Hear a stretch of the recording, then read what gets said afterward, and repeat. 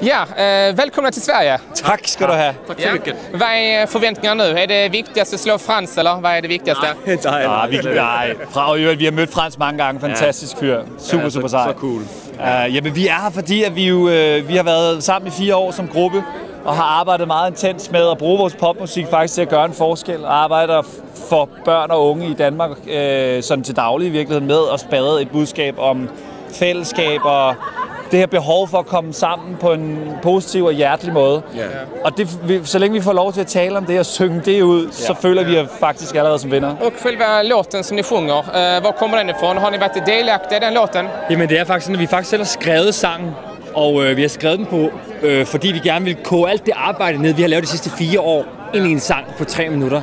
Og det blev til Soldiers of Love. Så. Ja. Och vad är nu strategin då för att vinna Eurovision? Hvad siger du? Vad är strategin för att vinna Eurovision? Jamen det er sjovt, fordi vi har ikke nogen strategi om at vinde. Det er slet ikke det handler om for os. Men selvfølgelig kan man sige, jo længere vi kommer, og hvis vi kommer til finalen, og jo mere opmærksomhed vi kan skabe på det, vi laver, jo bedre er det for de mennesker, vi gerne vil gøre en forskel for. Og det er det, der er det vigtige. Vi vill gärna behålla Eurovision här på nära Sverige. Ja, lige præcis.